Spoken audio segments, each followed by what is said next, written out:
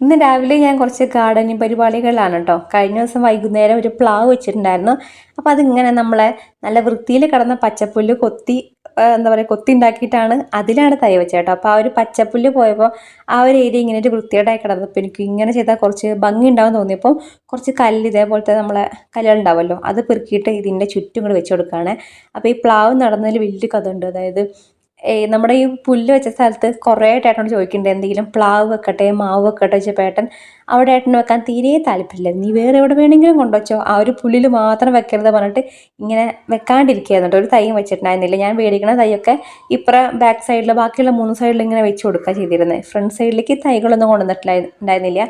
നമ്മൾ ആദ്യം പുല്ല് വെച്ച സമയത്ത് അവർ നമ്മൾ കുറച്ച് തയ്യാറാക്കിയിട്ടുണ്ടായിരുന്നു. അങ്ങനെ ചെടികളുടെ ഇലച്ചെടികളൊക്കെ അതിങ്ങനെ ലെവലിൽ വെച്ചതും, പിന്നെ ഈ ഒരു പാം ട്രീ പോലത്തെ ഒരു സംഭവം ഉണ്ടല്ലോ, അധികം ഹൈറ്റ് വെക്കാത്ത അതും, പിന്നെ ഒരു ടെർമിനാലി വെച്ചിട്ടുണ്ടായിരുന്നത്. അതിന് ശേഷം പിന്നെ അവിടുത്തെ കൂടുതൽ ഡെക്കറേഷനൊന്നും പോയിട്ടുണ്ടായിരുന്നില്ല. അപ്പോൾ ഇവിടെ ഇങ്ങനെ ഞാൻ എന്ത് ചെയ്തു, ഇങ്ങനെ ഈ ഒരു പ്ലാവ് മേടിക്കാനുള്ള പ്ലാനൊന്നും ഉണ്ടായിരുന്നില്ല കേട്ടോ. നിങ്ങൾക്കറിയില്ല, ഞാനിപ്പം എന്നും വണ്ടി എടുത്ത് ഇങ്ങനെ വെറുതെ കറങ്ങാൻ പോകുന്ന സമയത്ത് അങ്ങനെ ആ ഒരു കുളകാപ്പാറ എത്തിയപ്പം ഐക്കർ നഴ്സറി കണ്ടു. അവിടെ നിന്നാണ് നമ്മൾ മിക്കവാറും ഇങ്ങനെ ചെടികളൊക്കെ മേടിക്കാറില്ലേ. അവിടെ നിന്ന് ഞാൻ എൻ്റെ സ്റ്റാർ ഫ്രൂട്ട് നമ്മൾ ഓൾറെഡി വെച്ചതായിരുന്നു, അതിൽ കായ വരെ ഉണ്ടായതായിരുന്നു. ചെറിയ തൈയിലാണ് കേട്ടോ കായ ഉണ്ടായത്. പക്ഷേ അതിന് അടിയിൽ നിന്ന് നമ്മളെ ഈ ഒരു ബഡ് വരുന്നതിൻ്റെ കടിയിൽ നിന്ന് പൊട്ടി വരുമല്ലോ, അങ്ങനെ വന്നപ്പോൾ അത് നല്ല ഉഷാറിൽ പോയി. മറ്റേത് ഇങ്ങനെ ശുഷ്കിച്ചിരിക്കുകയായിരുന്നേ. അപ്പോൾ ഞാൻ എന്ത് ചെയ്തു, അതും വെട്ടി. പിന്നെ ഈ ഒരു ശുഷ്കിച്ചതും കൂടെ നന്നാവട്ടെ എന്ന് വെച്ചിട്ട് അതും കൊണ്ടേ വെട്ടി. പിന്നെ അത് ഉണങ്ങിപ്പോയി തോന്നുന്നുണ്ട്. പിന്നെ അതിൽ ഈ പുതിയ തളിരില വന്നേ ഇല്ല കേട്ടോ. അപ്പോൾ ഞാൻ എന്ത് ചെയ്തു, അതിൻ്റെ സ്ഥാനത്ത് വേറെ ഒന്ന് നടാച്ചിട്ട് വേറൊരു സ്റ്റാർ ഫ്രൂട്ടൻ തൈയും മേടിച്ചു. അപ്പോഴാണ് നമ്മുടെ ഈ ഒരു വിയറ്റ്നാം മേളിൽ നിന്നുള്ള പ്ലാവ് കണ്ടത്, പ്ലാവും തൈയും.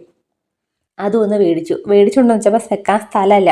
മറ്റേത് പിന്നെ ഓൾറെഡി ഉള്ള സ്ഥലത്ത് വെക്കാം, പക്ഷേ പ്ലാവ് വെക്കാൻ സ്ഥലമില്ലാത്തപ്പോൾ ഞാൻ ഏട്ടനോട് ഒന്ന് വെക്കട്ടെ എന്ന് ചോദിച്ചിട്ട് ഏട്ടൻ പറഞ്ഞു എന്തായാലും ആ ഒരു ഞാൻ പറഞ്ഞില്ലേ മുൻവശത്ത് പുല്ല് വെച്ച് കൊടുത്ത് ഒരു പാമ്പിൻ്റെ ആ ഒരു ട്രീ 2 അടുത്തടുത്ത്, അപ്പോൾ അതിലൊന്ന് പറിച്ചോ എന്നിട്ട് അവിടെ വെച്ചോളാൻ പറഞ്ഞു. അപ്പോൾ നമ്മൾ അതിലൊരു മരം പറിച്ചിട്ട്, ആ ഒരു ട്രീ പറിച്ചിട്ട് അപ്പുറത്ത് കൊണ്ട് വെച്ചു.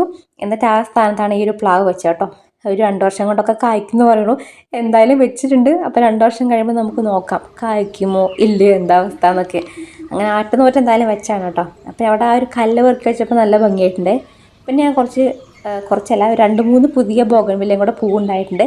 അപ്പോൾ ഞാൻ പൂവുള്ള പറഞ്ഞിട്ടുണ്ടായിരുന്നില്ലേ, പൂവ് ഉണ്ടാവണമനുസരിച്ച് ഞാനിങ്ങനെ ഫ്രണ്ടിലേക്ക് കൊണ്ടുവയ്ക്കും, പൂ മാറുന്നതനുസരിച്ച്.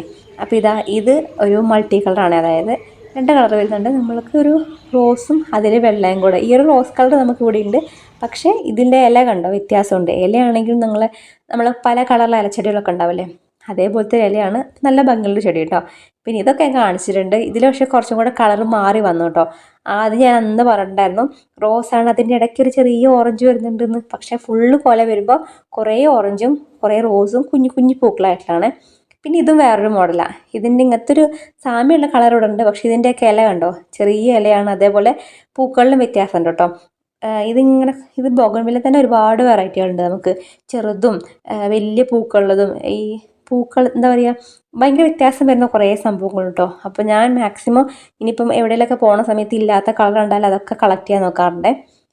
പിന്നെ ഇതും വേറൊരു കളർ തന്നെയാണ്. ഇത് കുറേ മുൻപുണ്ടായിരുന്നതാണ്, ഇപ്പോൾ പൂവിടാൻ ലേറ്റ് ആയതാണ് കേട്ടോ. ഒരു ലൈറ്റ് റോസ് പോലത്തെ ഒരു കളറാണ്. ഉണ്ടായി വരുമ്പോൾ ഓറഞ്ചാന്ന് വിചാരിക്കും.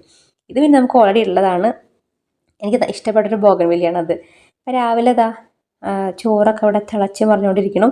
പിന്നെ ഞാൻ ഉണ്ടല്ലോ ഒന്ന് അരിനെല്ലിക്ക, ഭയങ്കര നൊസ്റ്റാൾജിയ ഓർമ്മകൾ എന്താണെന്നറിയില്ല, ഇഷ്ടപ്പെട്ടൊരു ഫ്രൂട്ടാണ് കേട്ടോ. ഇത് ശരിക്കും ഞാൻ അധികം കഴിച്ചിട്ടില്ല അരിനെല്ലിക്ക. പണ്ടുണ്ടല്ലോ പഴുപ്പത്തൂർ സ്കൂളിൽ ഒരു 4ാം ക്ലാസ് പഠിക്കുന്ന സമയത്ത് ഫ്രണ്ട് ആരോ കൊണ്ടുതന്ന അന്ന് കഴിച്ചതാണ്. അങ്ങനെ ആ ഒരു ഫ്രൂട്ട് ഭയങ്കര ഇഷ്ടമായിരുന്നേ. അതിനുശേഷം എത്രയോ വർഷങ്ങളോളം കഴിച്ചിട്ടേ ഇല്ല. പിന്നെ ഉപ്പിലിട്ടിട്ടാണ് കഴിച്ചിട്ടുള്ളത്. പച്ച കഴിച്ചിട്ടുള്ളത് തന്നെ നല്ല ഓർമ്മ. ഉപ്പിലിട്ടത് മാത്രമേ എവിടെയൊക്കെ പോണ സമയത്ത് റോഡ് സൈഡിൽ ഇങ്ങനെ ഉപ്പിലിട്ട് വെക്കുമല്ലോ, അങ്ങനെ ആകുമ്പോൾ മേടിച്ച് കഴിച്ചിട്ടുണ്ട്. അങ്ങനെ ഒരു തവണ നാട്ടിൽ പോയ സമയത്ത് കണ്ടിരുന്നു, പക്ഷെ അന്ന് എന്തൊക്കെയോ സാഹചര്യത്താൽ വാങ്ങാൻ പറ്റിയിട്ടുണ്ടായിരുന്നില്ല. പച്ച കണ്ടിരുന്നു. അപ്പോൾ ഇത്തവണ നമ്മൾ കഴിഞ്ഞ ദിവസം നാട്ടിലൊരു കല്യാണം ഉണ്ടായിരുന്നു. നമ്മൾ മുക്കത്തേക്ക് അങ്ങനെ പോണ വഴിക്ക് അപ്പോഴാണ് റോഡ് സൈഡിൽ ഇങ്ങനെ അരിനെല്ലിക്കാന്ന് വെച്ച് കൂട്ടിയിട്ടതും കണ്ടു. അപ്പോൾ നമുക്ക് പെട്ടെന്ന് കൺഫ്യൂഷൻ ആവുമല്ലോ. ഇപ്പം ചെറുനാരങ്ങയും സാധാ നെല്ലിക്കൊക്കെ വിൽക്കാൻ വെക്കുന്നുണ്ട്. അപ്പോൾ ഞാനും പറഞ്ഞാൽ അത് അരിനെല്ലിക്കല്ലേ, ചേച്ചി പറഞ്ഞു ആണ് അരിനെല്ലിക്ക തന്നെ. അപ്പോഴേക്കും ഞങ്ങൾ കുറച്ച് ഫ്രണ്ടിക്ക് ഓൾറെഡി അത് പാസ് ചെയ്ത് പോയിട്ടോ. അപ്പോൾ അരിനെല്ലിക്കാന്ന് കൺഫേം ആക്കിയപ്പം ഞങ്ങൾ എന്ത് ചെയ്തു, വണ്ടി തിരിക്കാൻ പറഞ്ഞ ഏട്ടനോട്. ഞാനും അമ്മയും പിന്നെ നിച്ചോട്ടനും ചേച്ചിയും അച്ചു ഞങ്ങളെല്ലാവരും കൂടെ പോയിട്ടുണ്ടായിരുന്നു കേട്ടോ.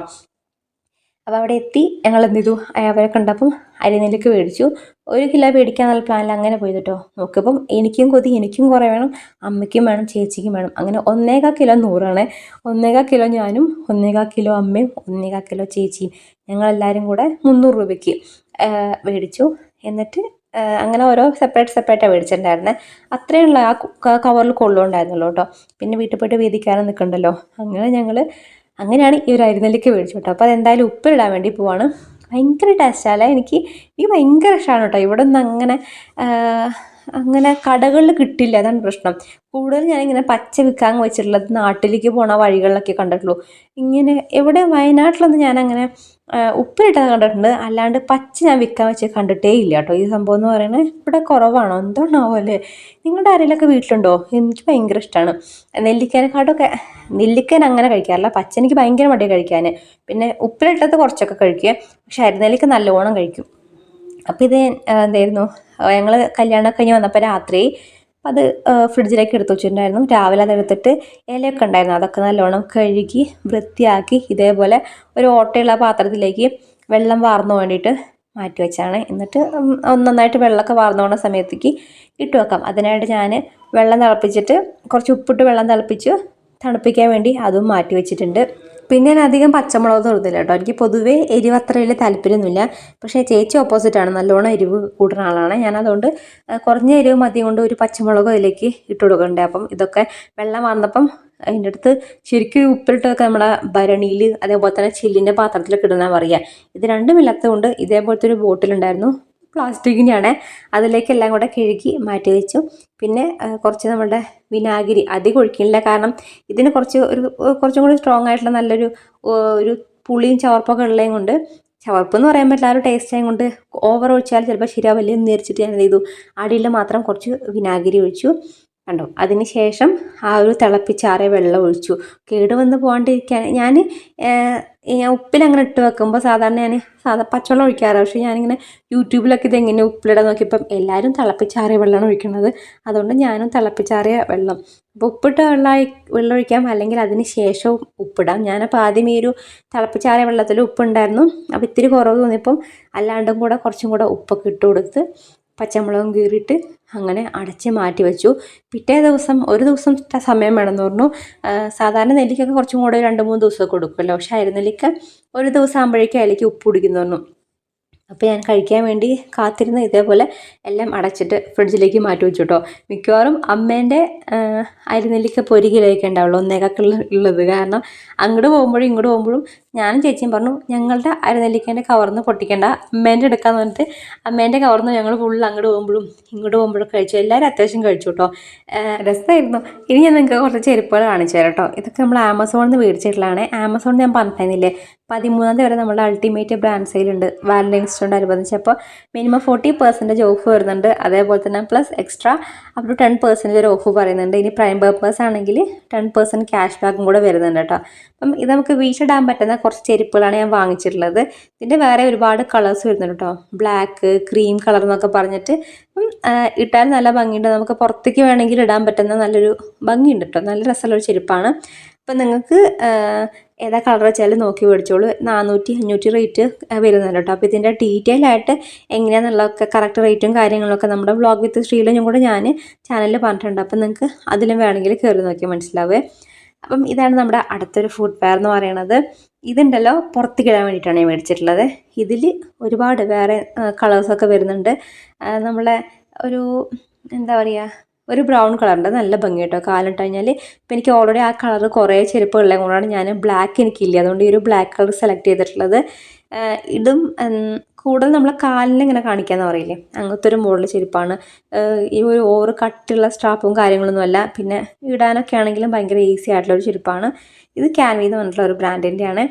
പിന്നെ നമ്മൾ അടുത്ത് ബാറ്റ എന്ന് പറഞ്ഞിട്ടുള്ള ബ്രാൻഡിൻ്റെ ഈ ഒരു ചെരുപ്പാണ്. ഇത് വെട്ട സമയത്ത് ഇട്ടപ്പോൾ ഏട്ടൻ കുറേ കളിയാക്കിട്ടോ, കാരണം ഇതെന്താ ഭയങ്കര കളർഫുള്ളാന്നൊക്കെ പറഞ്ഞിട്ടേ ഈ ഒരു ചെരുപ്പ് ഇട്ടപ്പോൾ ഏട്ടന് എന്താ അറിയില്ല ഇഷ്ടപ്പെട്ടില്ല. പക്ഷേ എനിക്ക് ഇഷ്ടമായല്ലോ, നല്ല രസമല്ലേ കാണാനായിട്ട്.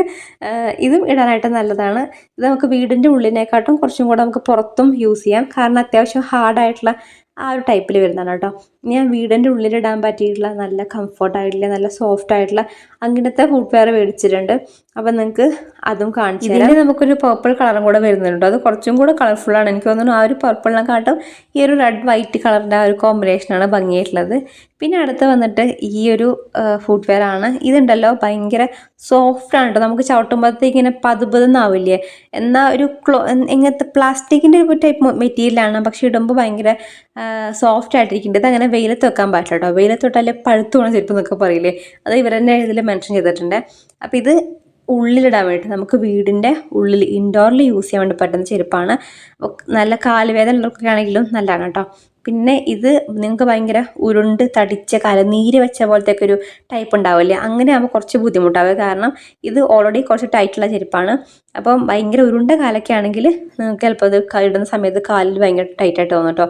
അല്ലാണ്ട് ഒരു നോർമൽ ഇതൊക്കെ ആണെങ്കിൽ നല്ല രസമുള്ള അതേപോലെ തന്നെ ഭയങ്കര കംഫർട്ടബിൾ ആയിട്ടുള്ള അടിപൊളി ചെരുപ്പാണ്. പിന്നെ ഇതാണെങ്കിൽ കാലുവേദന, പ്രഗ്നൻസി അല്ലെങ്കിൽ ഡയബറ്റിക് ആയിട്ടുള്ളതൊക്കെ ഭയങ്കരമായിട്ട് കംഫർട്ട് തരുന്ന ഒരു ചെരുപ്പാണ്.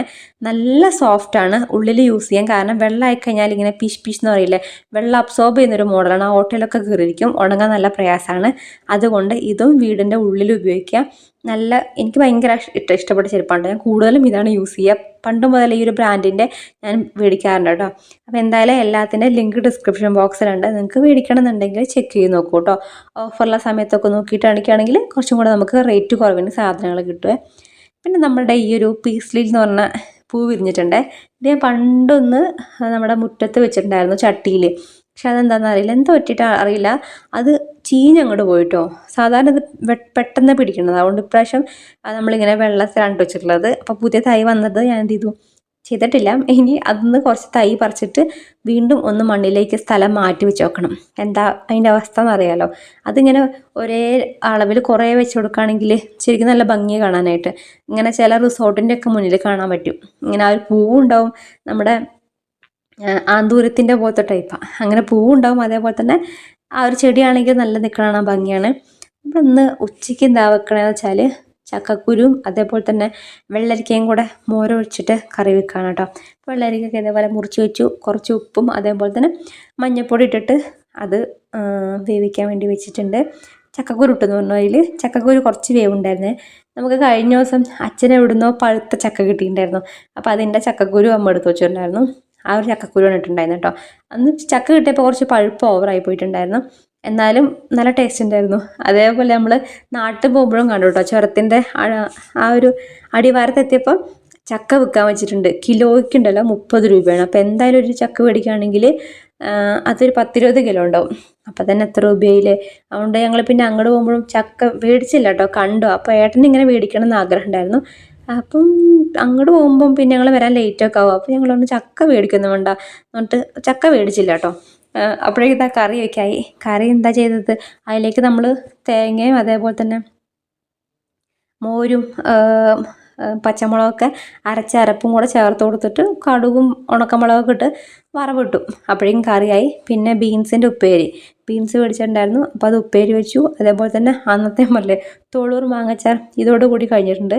ആ മാങ്ങച്ചാറും അതേപോലെ ഒരു മുട്ട ഉണ്ടായിരുന്നു, ഞാനതൊക്കെ പൊരിച്ചു.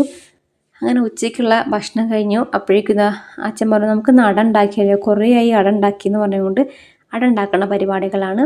അട ഉണ്ടാക്കുന്ന സമയത്ത് എനിക്ക് എപ്പോഴും ഞാൻ പറയാറുണ്ട്, അതിൽ നമ്മളുടെ പഴം ഉണ്ടല്ലോ, പഴം കൂടെ മുറിച്ചിടുന്നത് സാധാ പഴം രസമല്ല, നേന്ത്രപ്പഴം മുറിച്ചിടുകയാണെങ്കിൽ നല്ല രസമാണ്. പിന്നെ മുന്തിരി അതേപോലെ തന്നെ അണ്ടിപ്പരിപ്പ് പറ്റില്ല അല്ലേ, മുന്തിരി ഇടാനൊക്കെ നല്ലതാണ്. പക്ഷേ ഇതുമില്ല, മുന്തിരി ഇല്ല, അതേപോലെ തന്നെ പഴം ഇല്ലാത്തത് കൊണ്ട് ഈ ഒരു തേങ്ങ അതേപോലെ തന്നെ നമ്മുടെ വെല്ലം മാത്രം ഇട്ട് കൊടുത്തിട്ടുണ്ടായിരുന്നുള്ളൂ. അപ്പം അത് അടച്ച് വെച്ച് പിന്നെയാണ് സംഭവിച്ചത്. അടച്ചു വെച്ച് അടുപ്പത്ത് വെച്ച സമയത്താണ് ഗ്യാസ് തീർന്നു പോയത്. പെട്ട് നമുക്ക് 2 ഗ്യാസും കൂടി ഉണ്ടായിരുന്നു. അപ്പോൾ ഒരു ഗ്യാസ് ഇപ്പം തീയില്ലാച്ചിട്ട് നമ്മൾ അടുത്തുള്ള ഫാമിലിക്ക് കടം കൊടുത്തതായിരുന്നു. എന്ത് ചെയ്യാം, ഭയങ്കര ഭാഗ്യം നമുക്ക് ആ ഗ്യാസും കുറ്റി കറക്റ്റ് തീർന്നു പോയി. ഇനിയിപ്പോൾ നാളെ ഗ്യാസ് വരും, അതുകൊണ്ട് നമുക്ക് സമാധാനിക്കാം. പിന്നെ ഇവിടെ നമുക്ക് ഒരു കറണ്ട് അടുപ്പ് ഉണ്ടായിരുന്നു കേട്ടോ. അപ്പോൾ ഇൻഡക്ഷൻ കുക്കർ അതിലേക്ക് എടുത്തിട്ട് ഇഡ്ഡലി ചെമ്പിൽ ആവി കയറ്റി അങ്ങനെയാണ് അട വെച്ചിട്ടുണ്ടായിരുന്നത്. അപ്പോൾ അത് അതേപോലെ എടുത്തിട്ട് നമ്മൾ ഇൻഡക്ഷൻ കുക്കറിലേക്ക് വെച്ചു. അങ്ങനെ അട റെഡിയായി. പിന്നെ ഒരു പാൽ കാപ്പി ഉണ്ടാക്കി കുടിച്ച് അടയും കഴിച്ച് വൈകുന്നേരത്തെ പരിപാടികളായി. അതിനുശേഷം പിന്നെ ഒരു ചെടി നനയ്ക്കൽ വലിയ പരിപാടിയാണ്. അതേപോലെ ടോബോനെ പുറത്ത് വിട്ടാൻ പറഞ്ഞിട്ടില്ലേ, എല്ലാം കടിച്ച് നശിപ്പിക്കുന്നത് കൊണ്ട് മിക്കവാറും അവനെ പുറത്ത് വിടുമ്പോൾ നമ്മൾ ആ ഒരു പരിസരത്ത് ഉണ്ടാവണം, ഇല്ലെങ്കിൽ എന്തൊക്കെയാണ് അവൻ ചെയ്യാമെന്നറിയില്ല. പിന്നെ അപ്പോൾ അവനെ ഒരു മണിക്കൂറോളം നമ്മളിങ്ങനെ തുറന്നു വിടും. ചില സമയത്തൊക്കെ ഫുൾ ടൈം ഇടായിരുന്നു കേട്ടോ.